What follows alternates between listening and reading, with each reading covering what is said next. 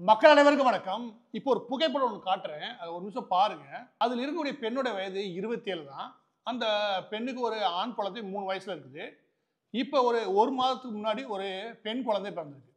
நீங்க அந்த புகைப்படத்தை ஒரு நிமிஷம் பார்த்துருங்க. நான் விஷயத்துக்கு வரேன். இந்த பெண்ணோட பேர் வந்து ஏஞ்சலின் பிரீத்தி. இவருடைய கணவர் பேர் வந்து யாசின். இவங்க 2 பேரும் ஊட்டியை சேர்ந்தவங்க. ஊட்டியில் இருக்கக்கூடிய மகப்பேறு மருத்துவமனை, அரசு மருத்துவக் கல்லூரியின் கீழ் இருக்கக்கூடிய மருத்துவமனையில இவங்க ஒரு 3 வாரத்துக்கு முன்னாடி தன் மனைவி ஏஞ்சலின் பிரீத்தியை கொண்டு போய் அட்மிட் பண்றாரு 2வது பிரசவத்துக்காக. அது ஒரு அழகான பெண் குழந்தை பிறகுது. அதோட சேர்த்து அவங்க குடும்ப கட்டுப்பாடு அறுவை சிகிச்சையும் பண்ணிக்கிறாங்க. அடுத்த 3 நாள்ல அவங்க டிஸ்சார்ஜ் பண்ணப்படுறாங்க. இது வரைக்கும் நல்லா இருந்த நிலைமையில அவங்க டிஸ்சார்ஜ் பண்ணி ஆரோக்கியமா வீட்டுக்கு போய் சேர்ந்துடுறாங்க. போன 3 மணி நேரத்துல அவங்களுடைய கை கால் இருக்குல்ல, அந்த கை காலில் இருக்கக்கூடிய தோல் இருக்கு இல்லையா, அதாவது அந்த தோல் எல்லாமே ஓரளவுக்கு நீங்க இப்படி இழுத்தீங்கன்னா வெளியே வந்துடும். அந்த அளவுக்கு தோல் எல்லாம் உரிய ஆரம்பிக்குது, முக்கியமாக கை காலில். அதோட சேர்த்து அடுத்து கொஞ்சம் நேரத்தில் பார்த்தா என்ன இப்படி ஆகுதுன்னு கொஞ்சம் குழப்பம் அடைகிறாங்க. அடுத்த ஒரு அரை மணி நேரத்தில் 1 மணி நேரத்தில் அந்த 27 வயது பெண் ஏஞ்சல் இருக்காங்களே, இப்போ ஒரு குழந்தைய பெற்றெடுத்தாங்களே, அந்த பொண்ணு அடுத்த 1 மணி நேரத்தில் ஏறக்குறைய மனநல மருத்துவமனையில் ஒரு 10 வருஷத்துக்கு அப்புறம் இருக்கும் அந்த மாதிரி பேச ஆரம்பிச்சிச்சு.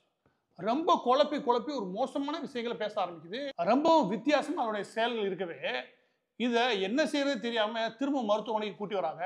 அந்த நிலைமையில அவங்க என்ன பண்றாங்கன்னா மருத்துவர்கள் பார்க்குறாங்க. இங்கே ஊட்டி அரசு மருத்துவமனையில் பார்க்கும்போது அவங்க என்ன நினைக்கிறாங்கன்னா ரொம்ப நீரிழப்பு ஏற்பட்டிருக்குது அப்படின்னு சொல்லிட்டு அவங்கள படுக்க வச்சு இந்த கழுத்து இருக்கு இல்லையா, கழுத்து பகுதியில் உடனடியாக என்ன பண்ணுறாங்கன்னா ஒரு 3 பாட்டில் குளுக்கோஸ் ஏற்றுறாங்க. அதுக்கடுத்து 2 மணி நேரத்தில் உடல் எல்லாம் வீங்க ஆரம்பிச்சிருது. வீங்க ஆரம்பிச்சு பெரிய பெரிய கொப்பளங்கள் வர ஆரம்பிக்குது.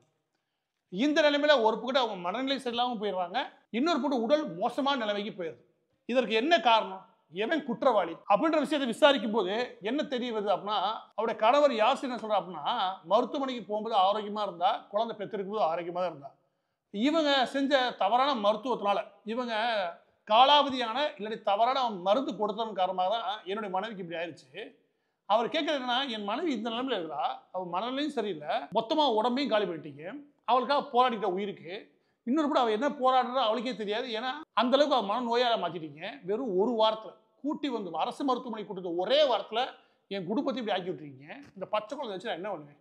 யாரோ ஒருத்தர் நீதி கேட்கணும் வந்து கேட்டா, நான் போய் கேட்டா அவங்க எல்லாரும் என்ன பதில் சொல்றாங்க வசதியா அப்படின்னா, எல்லாமே நீ தான்ப்பா காரணம், ஏன்பா ஒரு அலர்ஜி தான் சொல்றது இல்லையா, அது இல்லையா இது இல்லையான்னு எதையாவது சொல்லிட்டு இருக்காங்க.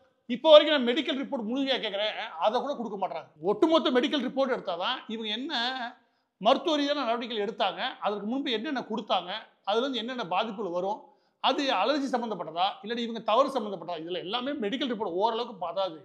அது எதையும் கொடுக்காம என்கிட்ட என்ன சொல்கிறாங்க அப்படின்னா, அதாவது அந்த கணவர் சொல்கிறது எல்லாமே ஓன் தப்புப்பா அப்படின்னு சொல்லி ஒரு 10 நாளாக பேசியிருந்தாங்க.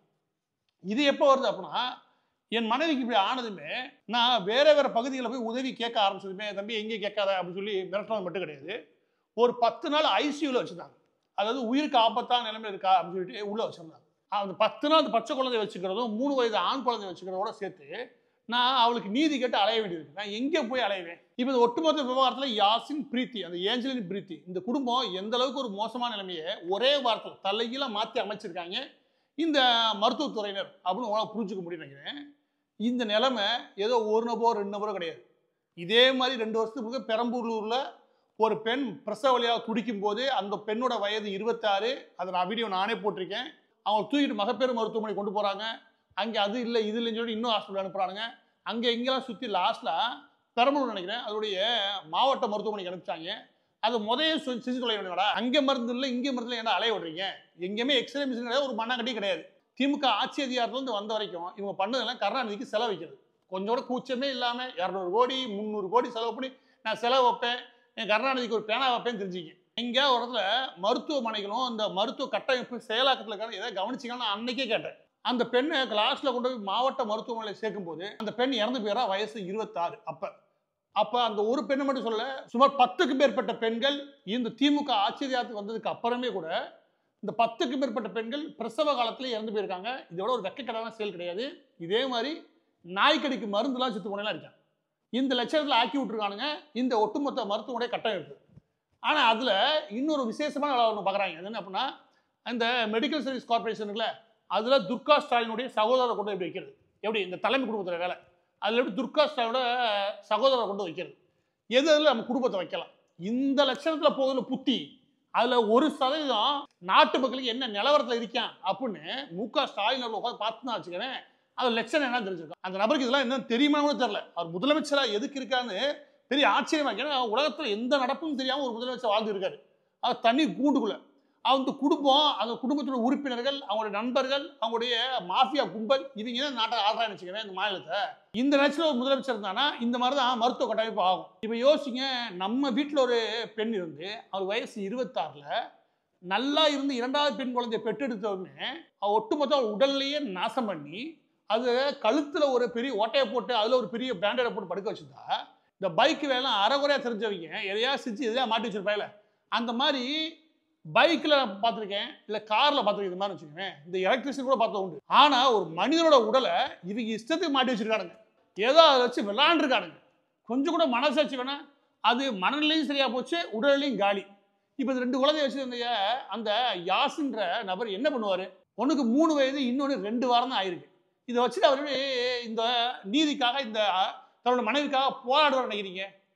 ஆனால் ஒன்று நான் தெரிஞ்சு போச்சு என்ன அப்படின்னா, இந்த மாதிரி என்ன நடந்தாலும் திமுக சமாளிக்க முடியும். அது எப்படி தெரியுமா? எந்த மீடியாலும் வாயை திறக்க போகிறது கிடையாது. இதே மீடியா சீமான் அவர்கள் ஏதோ ஒரு வார்த்தை விட்டாருக்காக இந்த மாதிரி அசிங்கமாக பேசிட்டார், அப்படி பிக்காளி பயங்கராங்க அந்த மாதிரி பேசுறதுக்கு, ஆஹா இப்படி பேசிட்டார் அப்படி பேசிட்டார், பொன்முடி ஆபாசம் அப்படியே அளந்து விடுறான். ஒரு விவாதம் கிடையாது. பொன்முடி அந்த அளவுக்கு ஆபாசம் பேசுறேன், ஊரில் எல்லா பேரும் ஆபாசம் பேசுறீங்க, அதுதான் விவாதம் கிடையாது. அதுலேயே தெரியுது திமுகனா ஒன்று மாதிரி நடத்தணும், மற்ற வேணா எப்படி நடத்தணும் அப்படின்னு மீடியா திட்டம் போட்டதே விளக்குறாங்க. அது இந்த புதிய தலைமுறையில் ஆரம்பித்து நியூஸ் 18ல் தொட்டு இந்த போல நியூஸ் சேனல் ஆரம்பித்து எல்லா பேருமே திமுகவுக்கு எப்படி அடிவருடியாக இருக்கிறது. அதோட கொடுமை தெரியுமா? நேற்று வரைக்கும் இந்த நடிகர் சூர்யாவில் ஆரம்பித்து ஊரில் இருக்கிற எல்லா பேரும் வசனம் பேசிக்கிட்டாங்க. ஒரு 4 வருஷத்துக்கு முன்னாடி புரட்சிகரமான வசனம் பேசிக்கிட்டாங்க. எவனையுமே காணா. எல்லா பேரும் எந்த புதுல ஒழிஞ்சா நான் கேட்குறேன். இன்னைக்கு நடந்திருக்க இந்த ஒரு நிகழ்வு நீங்கள் ஒரு நிமிஷம் உள்வாங்கி நினச்சி வச்சுக்கவேன், உங்களுக்கு இதயம் ஆடிப்போம். அந்த அளவுக்கு ஒரு மோசமான சம்பவம் ஊட்டி பகுதியில் இருக்கக்கூடிய பிரபலமான அரசு மருத்துவமனையில் நடக்குதுன்னா பிற இடங்கள் என்னவா இருக்கும்? அப்போ இறுதி அவங்களுக்கு ஒரு கேள்வி ஒன்று இருக்கும். ஆனால் அங்கே இருக்க மருத்துவர்கள் என்ன பதில் சொன்னாங்க? அதுதான் விசேஷமே. அங்கே இருக்க முக்கியமான மருத்துவம் அதெல்லாம் சேர்ந்து பொறுப்பாக இருக்கக்கூடிய நபருக்கு ஃபோன் பண்ணால் நிறையா பேஷண்ட் வந்துட்டு போகிறனால எனக்கு தெரியாது. எப்படி தெரியாமல் இருக்கும்? இதெல்லாம் தினம் நடக்குது. அப்படின்னா இதெல்லாம் எக்ஸப்ஷனல் கேஸ். அப்படி போது அந்த கேஸ் என்னன்ற விஷயத்தை பற்றி உனக்கு தெரியலன்னா நீ எவ்வளோ பெரிய கூமுட்டையாக இருப்ப? நீ மாவட்ட அளவில் அந்த மருத்துவத்துறை சம்மந்தப்பட்ட உயர் அதிகாரியோட எடுத்துகிட்டு போ. அது எப்படா இது தெரியாமல் நீங்கள் இருக்கீங்க? அது சொல்லக்கூடியது பதில் சொல்லக்கூடிய யாருமா ஒரு பெண் அதிகாரி. அந்த லட்சத்தை நீங்கள் வச்சுருக்காங்க. பதிவோட இறுதியாக நான் சொல்ல வேண்டிய விஷயம் என்ன அப்படின்னா, சில நேரங்களில் சில சப்ஜெக்ட் எடுக்கிறதே கஷ்டமாக இருக்கும். இதோடைய ஃபோட்டோ மட்டும் தான் எங்களுக்கு வந்துச்சு. என்ன ஃபோட்டோ தான் மட்டும்தான் வந்துச்சு. அதை பார்த்ததுமே கைகால அப்படியே உதற ஆரம்பிச்சு. பார்த்தது எப்படி ஒரு பெண் டெலிவரி ஆனது 3 மணி நேரத்தில் இவ்வளோ மோசமான நிலைமைக்கு போனாங்க. டெலிவரிக்கு கூட்டி வந்து தப்பாடா? டெலிவரி கூட்டி வந்து அந்த பொண்ணை நடபடமாக்கி அது மனநோயால் படிக்க வச்சிருக்கீங்களே. இது ஒரு அரசாங்கம், இதுக்கு பேர் திராவிட மாடல். இந்த லட்சணத்தில் கூவி கூவி ஊரெல்லாம் பெருமை பேசி தெரியுங்க.